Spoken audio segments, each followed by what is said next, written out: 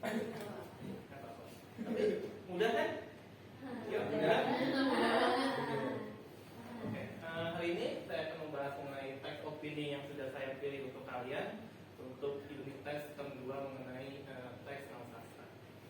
Alasan saya memilih teks opini ini adalah karena mengenai konteksnya yang dekat dengan kita semua, termasuk saya, tidak termasuk Pak Lexi ya.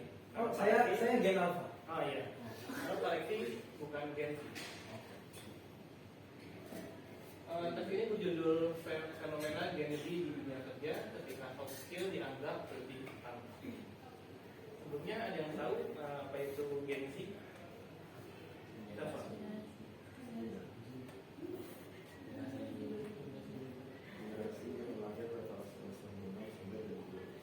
Oke, 96 sampai 2012.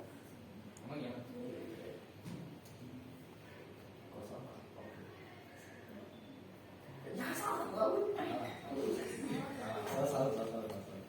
Ya, 97 ya, 97 sampai 2012.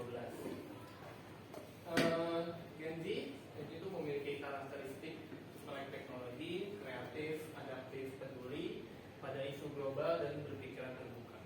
Nah, namun yang dibahas dalam teks ini dalam konteksnya yaitu mengenai kekurangan dari generasi Z atau Gen Z. Apa kekurangannya? Ini dia ya, beberapa konten kreator membahas beberapa kekurangan mengenai Gen Z di dunia kerja. Contohnya kenapa Gen Z sulit diajak kerja, memiliki mental lemah. Di sini disebutkan generasi tempe. Ini ada cerita juga beberapa alasan Gen Z dipecat di perusahaan. Jadi secara garis besar dalam teks ini penulis membahas tentang kekurangan Gen Z di dunia kerja. Yang akan dibahas yaitu mengenai soft skill. Di sini saya sudah mencatat beberapa poin-poin besar dalam teks opini tersebut. Yang pertama ada tema yang saya pisahkan menjadi dua, yaitu temanya mengenai Gen Z atau Gen Z di dunia kerja. Tujuannya menurut saya adalah untuk mengkritik Gen Z terhadap kaitannya mengenai soft skill yang mereka anggap penting. Target audiensnya tentu saja Gen Z secara khusus dan generasi muda secara umum.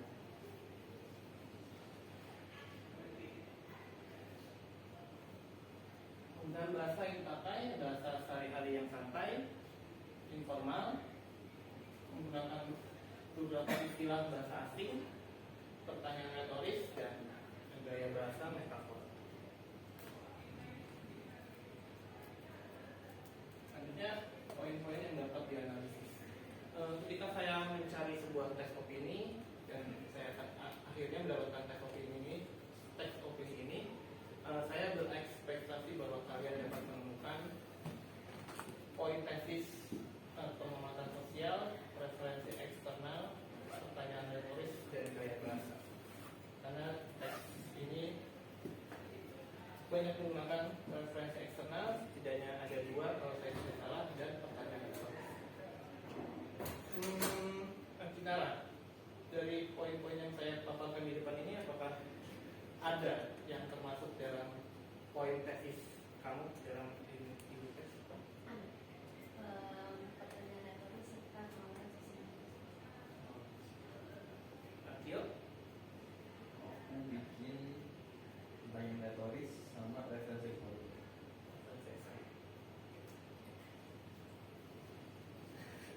Kita bahas ya. Pertama ada pertanyaan retoris. Di sini saya lihat ada 3 pertanyaan retoris. Deva mungkin bisa dibacakan beberapa contoh pertanyaan retoris yang ada di depan. Apa yang penting buat sukses di dunia? Lalu pertanyaannya, apakah benar soft skill sekarang lebih penting daripada hard skills? Atau ini cuma mitos yang diuniskan para pelatih pengembangan diri? Jadi siapkah kamu menjadi keduanya dalam satu kehidupan mahasiswa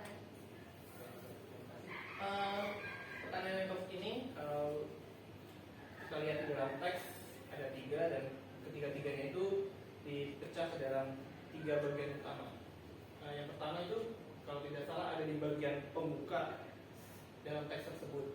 Jadi ketika kita membaca teks tersebut sudah langsung ditujukan sebuah pertanyaan. Jika ditanya apa yang paling penting buat sukses di dunia kerja. Yang kedua, sebelum mau masuk ke pembahasan mengenai argumentasi si penulis, bisa jadikan pertanyaan lagi. Pertanyaannya, apakah benar soft skill sekarang lebih penting daripada hard skill? Atau ini cuma mitos belaka? Sebagai penutup teks tersebut, disajikan pertanyaan lagi. Jadi, siapkah kamu menyadap keduanya dalam cangkir kehidupan? Mulai para Gen Z. Apa efek yang diberikan dari pertanyaan atau ini? Pertama, dapat meningkatkan empati. Kedua, mengajak pembaca berinteraksi. Tiga, merefleksi pemahaman pembaca. Empat, mengajak pembaca untuk berpikir kritis mengenai topik yang dibahas. Dan kelima, menekankan pesan kepada pembaca.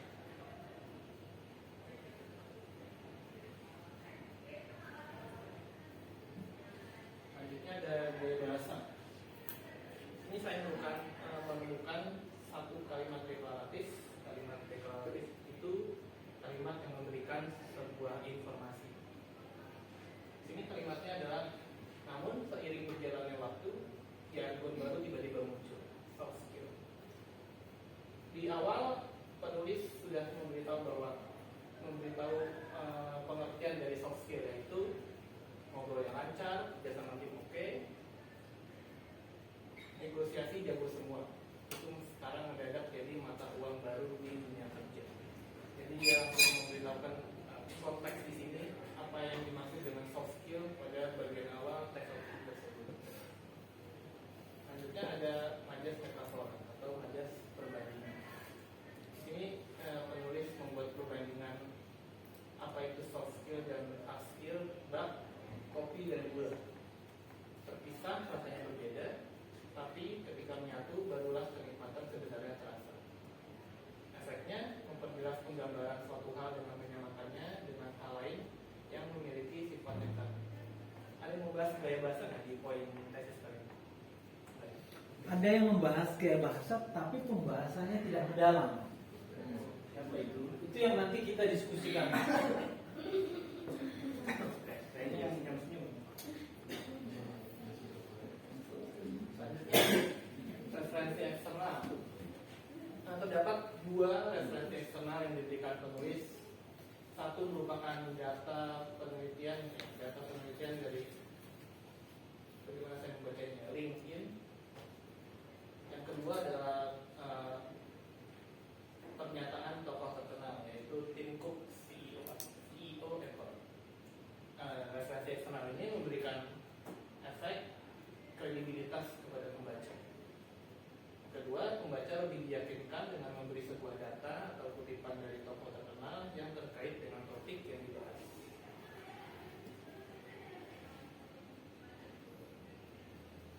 Selanjutnya, pengamatan sosial. Ada dua pengamatan sosial yang diberikan oleh penulis. Yang pertama, ia mengamati bahwa di berbagai seminar kerja kita sering mendengar soft skill seperti digital thinking, komunikasi, dan manajemen emosi dianggap esensial. Selanjutnya, HRD.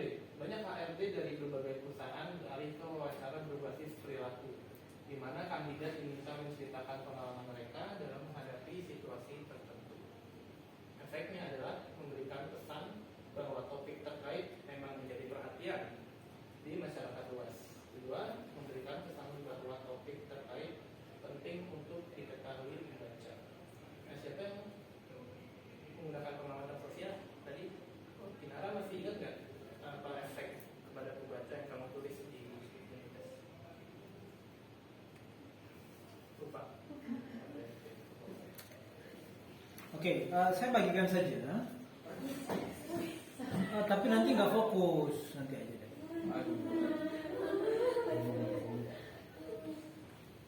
Oke, ini pada happy ya setelah unit tesnya ya? Nggak happy. Yang meriksa nggak happy. Lanjut. Oke, selanjutnya nada yang diberikan informal dan akrab.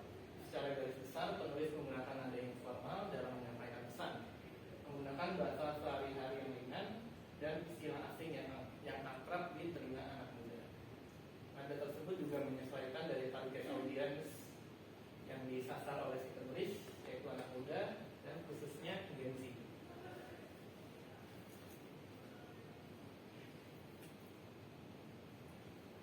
terakhir, tujuan dari teks tersebut ditulis. Menurut saya tujuan dari teks tersebut ditulis adalah untuk mengkritik, terutama untuk menunjukkan sinisme. Buktinya adalah di poin pertama, dia menanyakan apakah benar soft skill sekarang lebih penting. Itu jelas bukan merupakan sebuah pertanyaan, ya, tapi merupakan sebuah pertanyaan retoris yang bertujuan untuk menyindir, sinisme. Yang kedua, ia memberikan subjudul jangan lupakan hard skill dengan huruf tebal dan tanda seru di akhir. Yang terakhir, di sini sangat jelas dia memberikan opini bahwa soft skill dan hard skill itu sama-sama penting. Terpisah rasanya, tetapi jika kedua hal tersebut disatukan, maka akan tercipta kemampuan yang baik. Menyatu barulah peningkatan yang sebenarnya terasa. Penulis memberikan pandangan sinis mengenai soft skill yang dianggap lebih penting dalam mencari rezeki.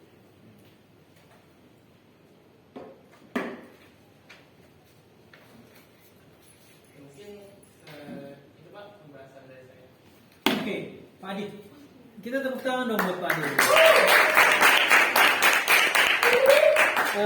Saya memberikan kesempatan untuk Anda bertanya apapun terkait dengan konten presentasi atau dengan hasil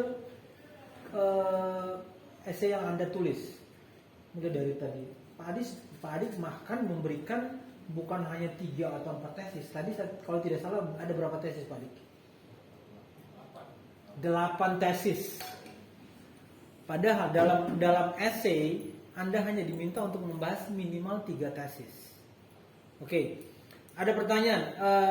Bukan ada pertanyaan, masing-masing memberikan satu pertanyaan wajib. Silakan. Kita mulai dari paling ujung kiri. Bapak, silakan. Yang lain pikirkan pertanyaan Anda. Apapun terkait dengan pemahaman Anda tentang teks ini. Oke, mulai dari saya, Pak Adik. Mungkin Bapak bisa menjelaskan ulang tentang konteks dari kolom opini ini, karena saya membaca pada umumnya mereka salah memberikan informasi terkait dengan konteks. Jadi coba digarisbawahi kembali konteksnya. Oke, baik Pak Nasi. Mengenai konteksnya itu adalah Gen Z Pak, karena Gen Z di belakang tahun ini sudah memasuki usia kerja. Jadi ketika ia memasuki usia kerja, perilaku dan kinerjanya kan juga dinilai. Nah, atasan atau bosnya Gen Z itu generasi yang di atasnya. Ya. Generasi yang di atasnya berpikir bahwa generasi kami, generasi Gen Z itu kerjanya nggak benar, kerjanya kurang, mentalnya lemah. Atau di sini salah satu konten kreator bahkan menyindir sangat keras bahwa dia menyebutkan bahwa generasi tempe. Dari konteks yang saya pahami bahwa Gen Z ini menganggap pekerjaan yang ideal itu harus balance Pak dengan kehidupannya. Maka dari itu penulis memberikan sebuah opininya di teks opini ini bahwa salah satu tingkah laku Gen Z yang membuat ia resah yaitu dengan menganggap soft skill, yang bahwasannya soft skill itu kan keterampilan yang tidak terlihat Pak. Ia hanya merupakan sebuah, ya kasarnya mungkin si Gen Z ini tidak bisa kerja, makanya ia sangat mengandalkan soft skill. Itu merupakan keresahan dari penulis sehingga dia menulis teks opini tersebut. Oke, baik. Terima kasih. Itu pada dasarnya adalah dasar pemikiran dari lahirnya kolom opini ini. Karena itu merupakan dasar pemikiran, maka dasar pemikiran itulah yang patut wajib Anda masukkan sebagai konteks. Dan konteks itu harus diletakkan di bagian awal paragraf pendahuluan Anda. Bahkan Anda bisa menyinggung kembali ketika membuat analisis pada bagian argumentasi. Ketika buktinya itu dimasukkan, maka argumentasinya Anda bisa menyinggung kembali konteks tersebut. Oke. Itu pertanyaan dari saya. Terima kasih Pak Adik sudah merespon dengan baik. Kita mulai dari Safa dan Antoni, siapkan pertanyaannya. Silakan Safa. Mungkin aspek tertentu yang menurut Safa belum terlalu mendalam dibahas di analisisnya, atau kamu belum terlalu memahami aspek itu, silakan diklarifikasikan kembali ke Pak Adik. Gaya bahasa atau pertanyaan retoris, lalu referensi eksternal, bagaimana yang menurut kamu ingin klarifikasi kembali, atau tema? Saf?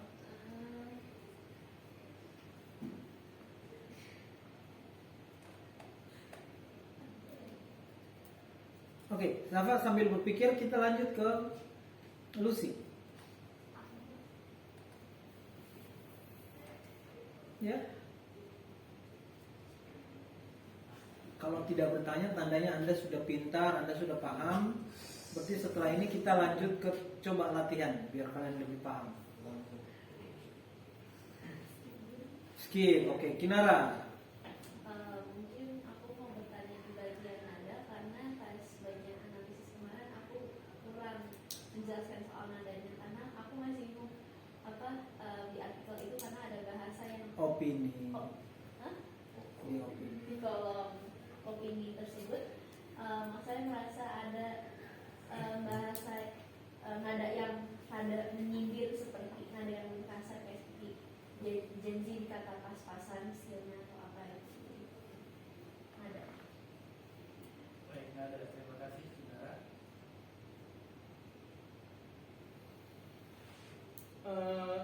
Menurut saya di sini nada bisa dibedakan menjadi dua. Bagaimana pertama, nada bagaimana si penulis itu menyajikan argumennya atau cara penulisannya. Menurut saya di sini cara penulisan dari si penulis mencoba informal dan akrab dengan sasaran pembacanya, yaitu Gen Z. Maka dari itu dia menggunakan bahasa sehari-hari dan menggunakan istilah asik di sini, seperti tadi soft skill, hard skill, critical thinking, team working dan lain-lain. Ada yang kedua,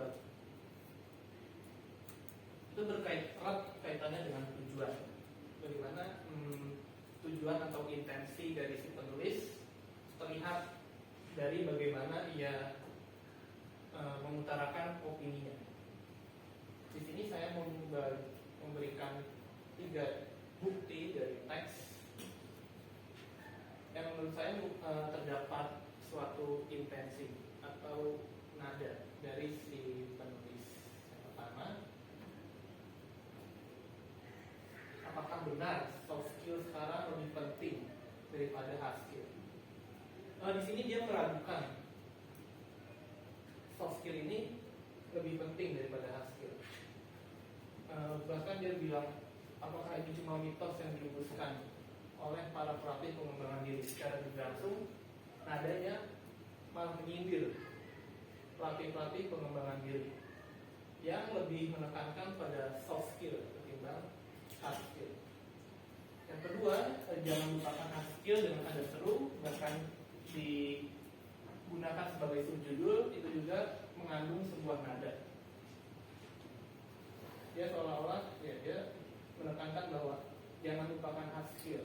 Jadi menurut si penulis, hard skill ini lebih penting atau sama pentingnya dengan soft skill.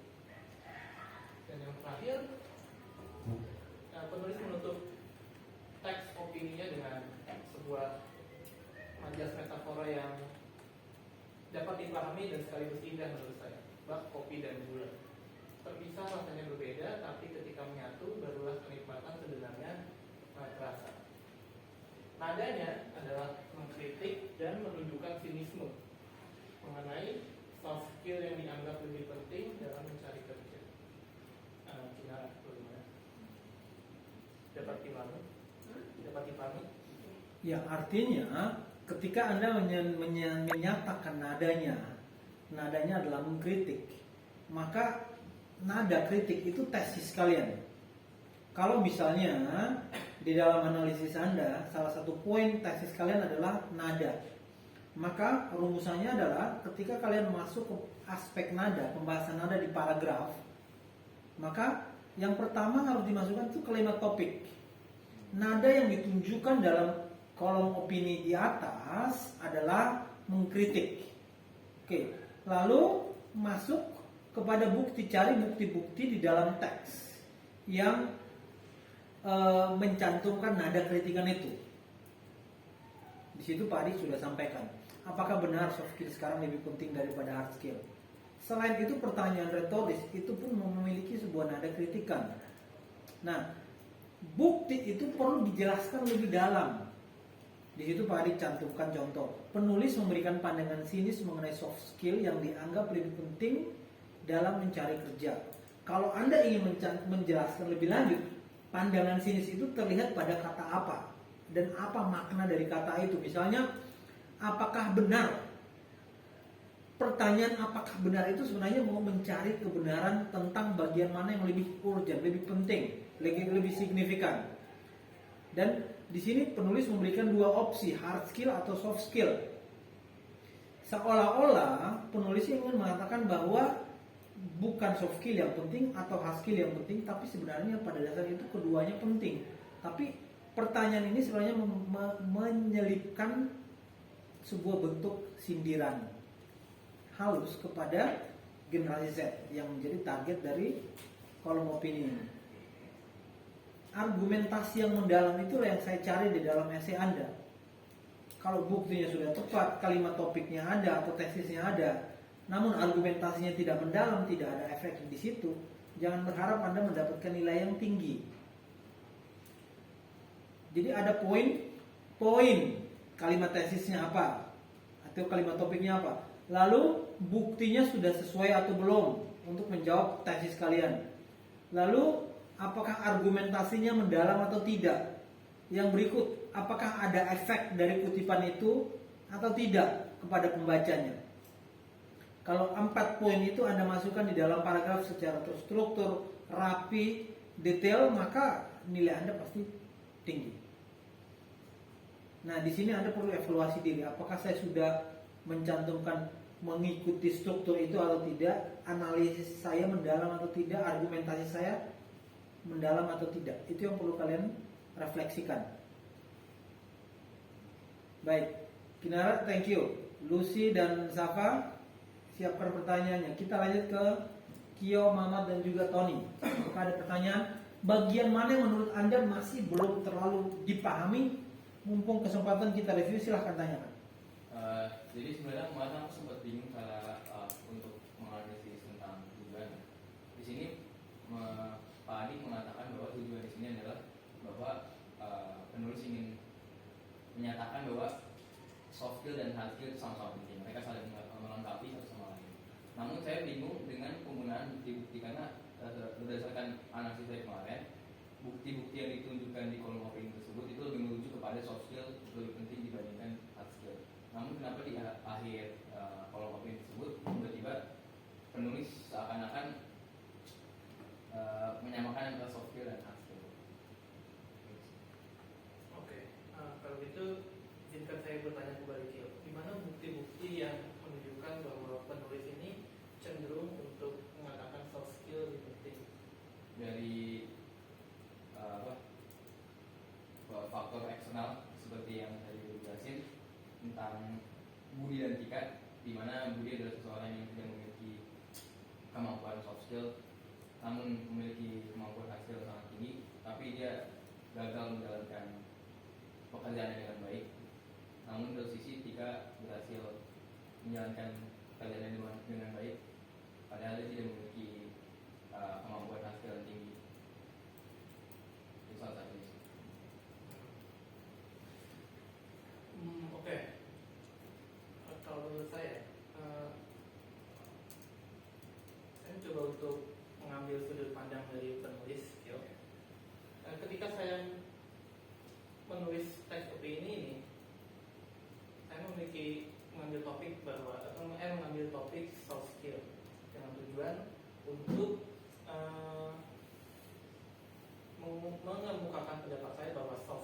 hard skill itu tidak seharusnya terpisah, tapi sama-sama penting. Apa yang akan saya tulis bahwa salah satunya adalah pentingnya soft skill, pasti definisi, contoh kasus, referensi eksternal. Kalau tadi mengatakan 92% itu Tim Cook ya, mengutarakan bahwa soft skill itu sama pentingnya dengan hard skill di samping keterampilan teknis. Jadi kalau menurut saya penulis itu juga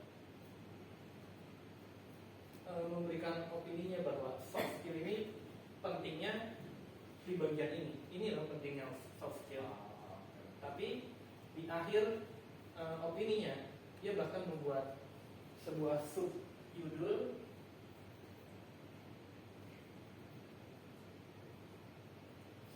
tersendiri, jangan lupakan hard skill, dengan memberikan ya argumentasinya. Dari subjudul itu saya mengambil kesimpulan bahwa tujuan dari penulis dalam membuat teks opini ini adalah untuk mengkritik atau menunjukkan sinismenya terhadap soft skill yang saat ini dianggap lebih penting dalam mencari kerja. Ya, di akhir dia juga memberikan sebuah penutup, soft skill dan hard skill itu sama-sama penting, terpisah tapi rasanya berbeda.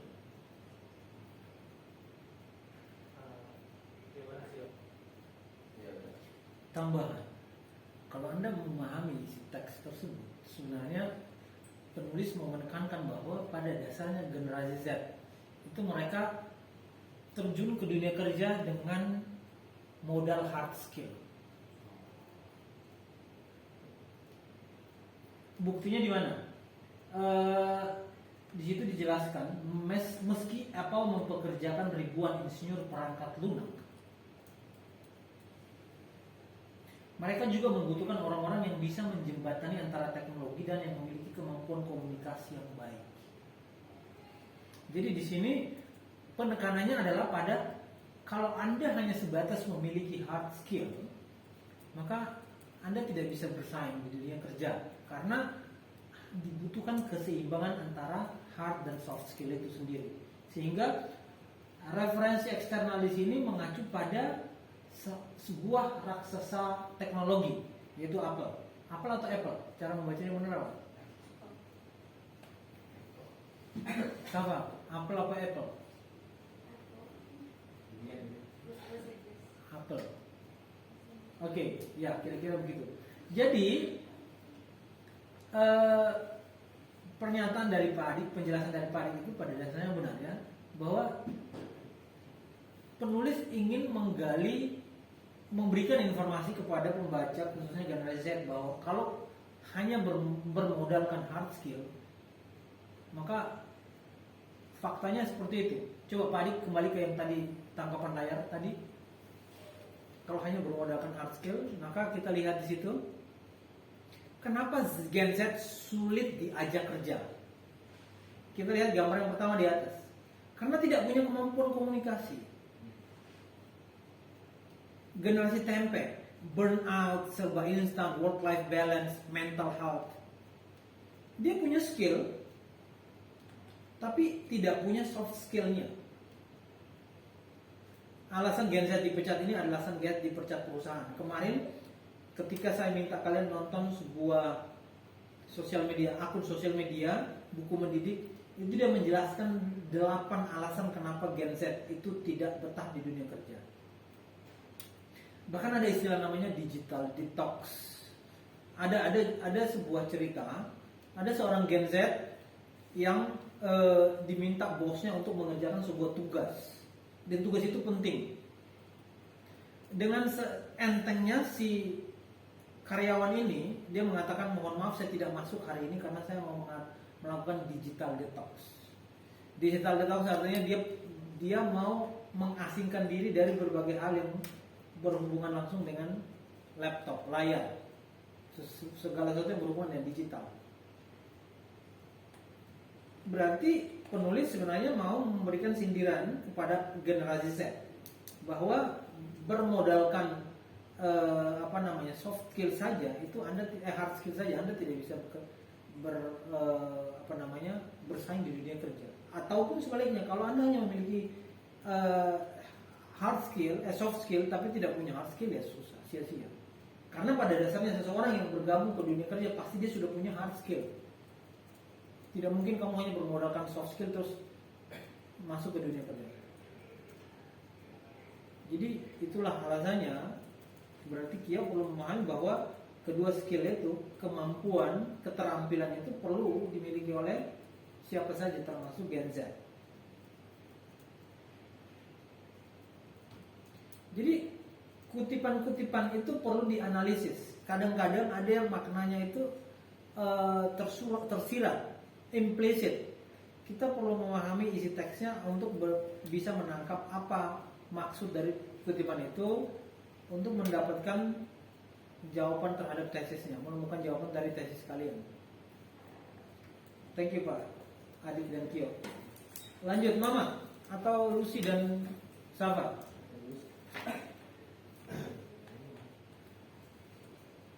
Pak Adi kan sudah menjelaskan kalau analisis slide yang presentasi Pak Adi, dan tadi seleksi juga sudah banyak oleh Pak Adi mengenai konteks ekskol ini. Dan saya Pak Adi, mengapa konteks tidak dimasukkan terhadap analisis, dan apakah konteks tidaklah penting dibandingkan analisis sesuatu?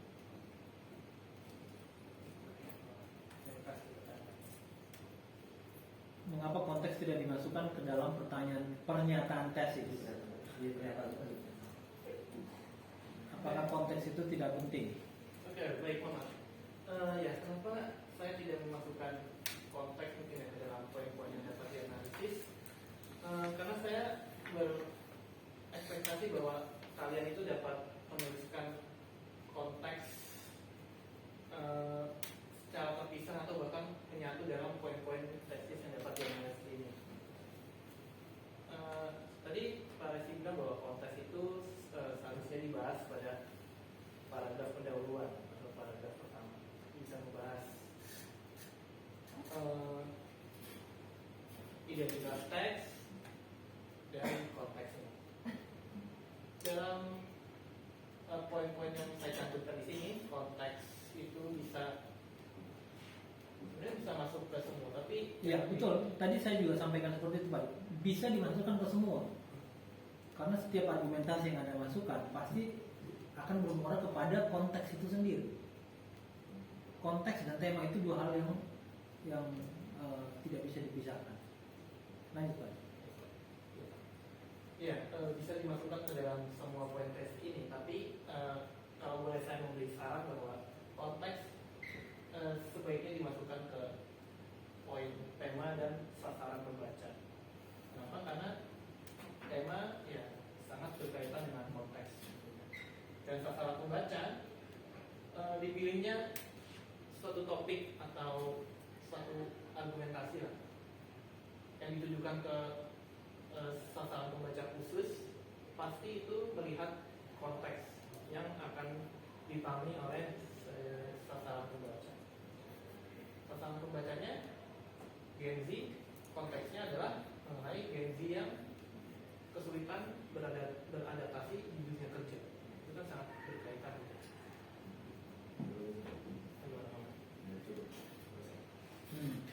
Merespon pertanyaan Anda, Mamat, maka kamu tetap harus melihat prompt.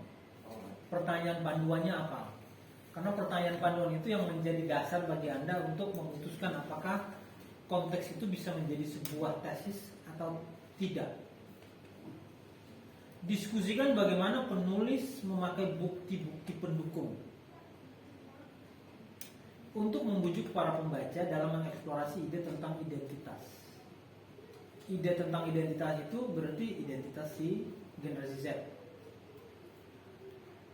Dalam setiap pertanyaan panduan, khususnya teks non-visual, itu biasanya pertanyaannya itu berhubungan dengan bagaimana pembaca diyakinkan terkait dengan argumen-argumen yang dipakai oleh penulis.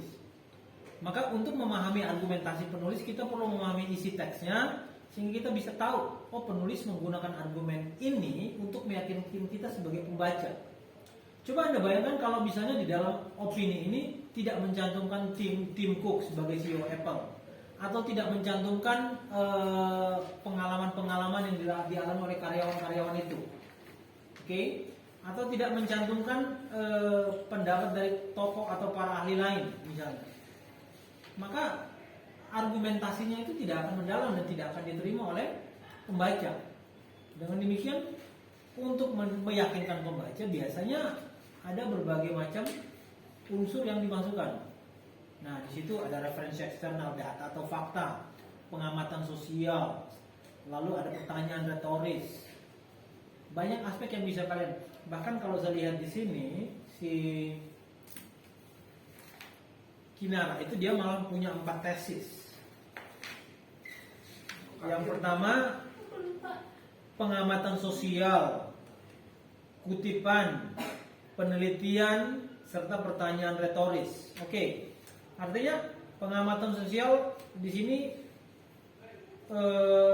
adanya pengalaman yang disampaikan oleh si penulis kolom opini bahwa ada dua karyawan, yang satunya pada akhirnya dipecat, satunya masih bisa bertahan karena dia punya kemampuan soft skill. Lalu kemarin Anda sudah diskusikan semuanya, jadi sebenarnya pada dasarnya Anda sudah tahu. Kira-kira gitu. Jadi memahami, merumuskan tesis, hal pertama adalah memahami isi teks, yang kedua adalah tahu bagaimana merespon pertanyaan panduan. Pada dasarnya itu adalah hipotesis Anda, jawaban sementara yang perlu dicari, diklaim kebenarannya, kevalitannya dengan membaca teks dan menemukan bukti-bukti pendukung. Gitu ya. Lanjut. Anthony.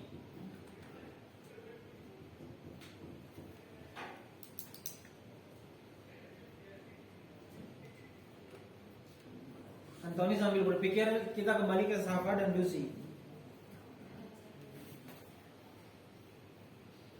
Saya ingin bertanya tentang bagaimana cara menganalisis untuk menentukan apa efek dari gaya bahasa tersebut untuk pembaca. Oke. Terima kasih, Java.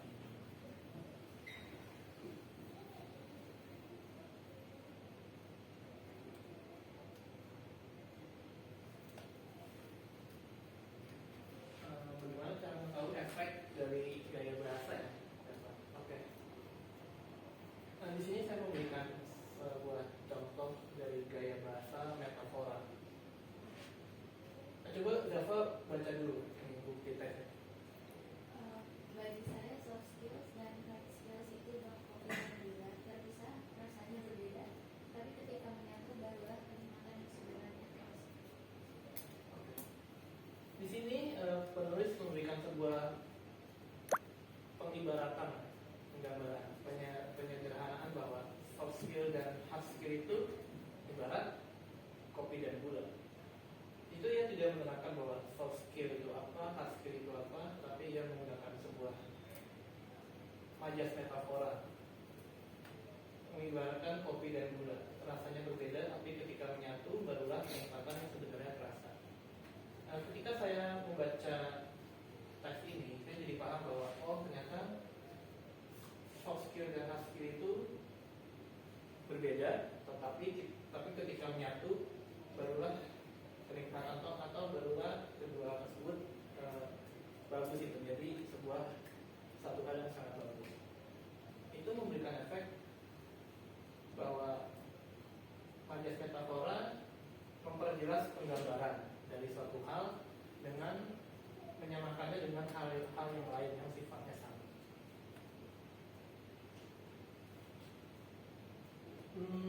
Lalu di sini ada kalimat deklaratif. Di sini penulis sebelum dia masuk ke argumentasinya, ya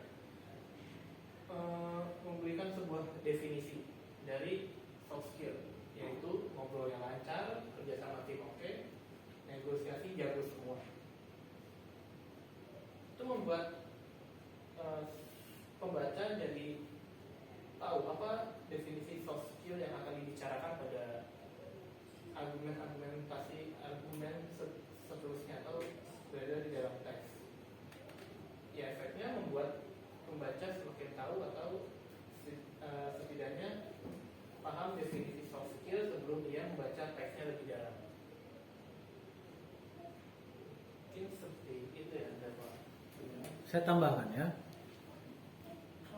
Menentukan efek dari sebuah teks itu yang pertama, apakah ketika Anda membaca teks itu ada emosi tertentu yang bangkit dari dalam diri kalian?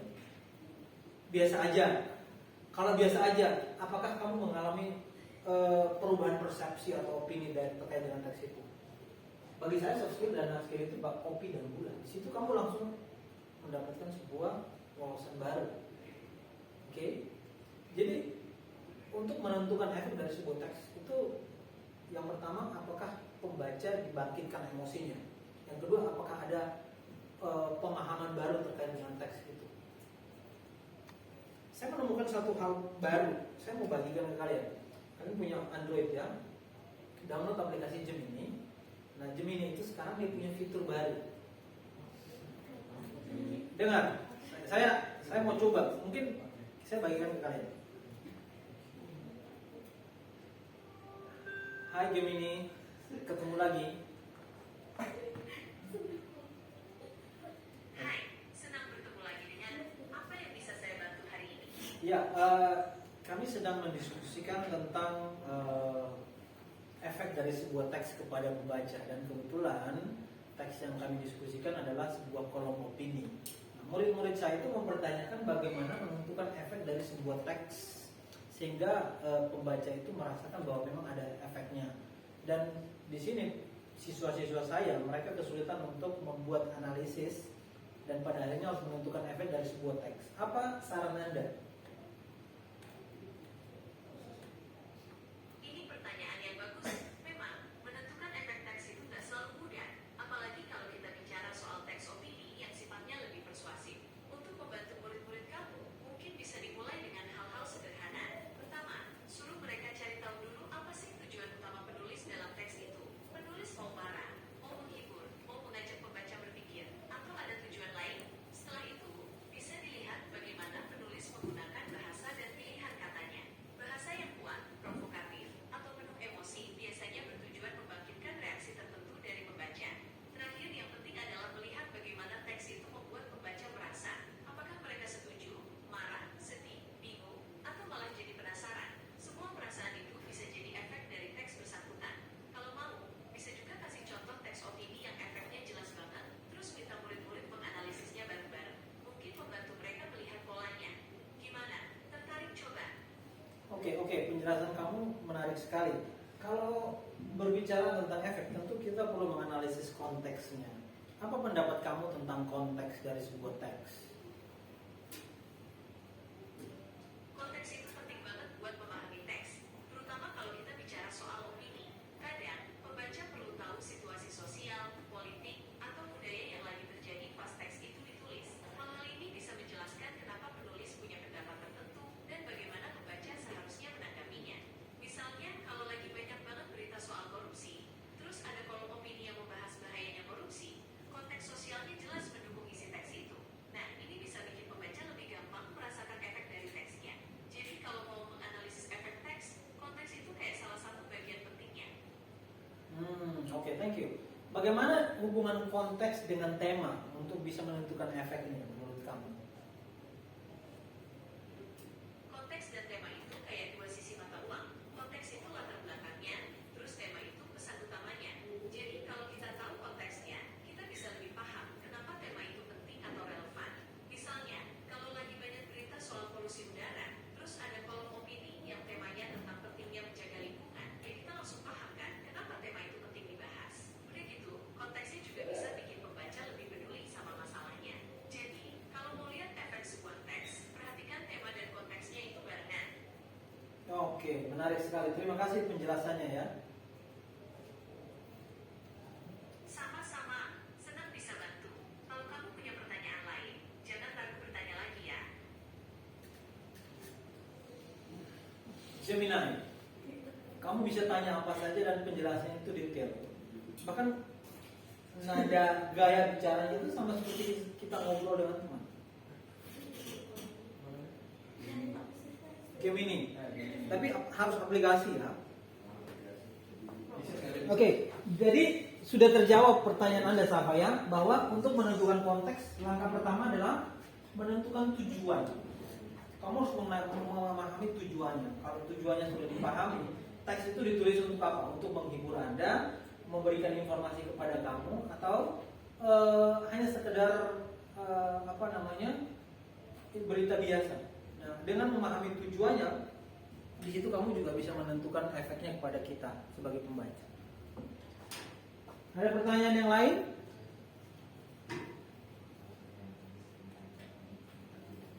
Iya, belum, tentu saja.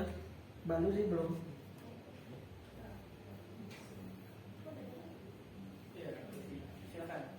Jadi aku dalam membuat paragraf respons teks itu kemarin masih belum. Misal pas pertanyaan yang tulis pembahasan mengenai pertanyaan tulis kan biasanya kita harus mencantumkan kutipan atau argumentasi dari teks tersebut. Tapi kadang aku bingung kalau interpretasinya kayak gimana, kadang suka kayak malah out of keluar dari topik yang kita udah balik gimana? Tapi tadi pertanyaan retoris. Ya, sambil Pak Adik mencari jawabannya, nanti kumpulkan kembali ya. Nanti saya minta kembali karena yang perlu kalian lakukan adalah menulis ulang. Muhammad Alat. Sorry. Nah, tapi kan juga beda. Nilainya ada di dalam.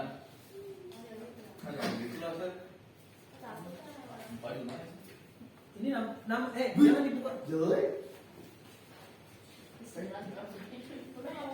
Bagus Asep. Aku oke aja. Nilainya. Bagus ya. Nah, kira Tony nanti kita diskusikan. Terima kasih banyak. Belum. Ini paling gue. Kinar masih doa dulu baru buka ya. Emang beda-bedanya ya? Ada belakang. Poin-poinnya? Iya, hitung kalimat udah bang. Apa udah bang? Oh, dikasih. Nggak punya poin. Ditambah. Tambah. Oh, nggak ada sih. Total Bedek. total poin. Teks ya totalnya out of 20. Enggak, semuanya berarti plus. Kan Oh iya. Serok nggak ada? Serok kok nggak ada? Ya coba. Serok kok nggak ada? Ada bang. Di belakang nih. ini kamu di belakang, paling belakang, Mbak. Itu di belakang. Oh, nggak lihat. Enggak out of 40 kan? Halus tuh. Ada poin. Udah. Poin ada poin. 6. Iya. Udah bang. Ini nggak usah senasinya. Iya, tapi saja. Ser, Oh, alah. ser berarti kalau misalnya Udah banyak. teks satu teks dua beda-beda. Beda-beda. Pas udah ditanya sama-sama out of Pas poin. udah. Oh, konteks ya. Nanti Jelek banget. Total berapa? Oh, 20. total. Maaf. Itu 1/1 3 kali. Itu 1 dulu. Berapa? Total berapa? Udah. Heh, kembali nanti Tunggu, aku belum hitung. Ada apa? Wah, sama lu sebenarnya. Gak mungkin. Mama, Wah, curang mama. nih, curang nih. Iya. Wah, gak kontak nih, lu sih gak kontak nih. duduk. Udah sebenarnya sama mulu nanya. Udah, boleh nih, boleh itu. 3 kali unit tes sama mulu. Enggak usah nih. Berarti satu teks satu itu out of 20. teks 2 out of 20. Di atas 1. Kilo, iya kan? Kamu berubah. Di atas 1. Gue naik 1. Udah. Di atas 1. Biar gue lah, kan? Udah.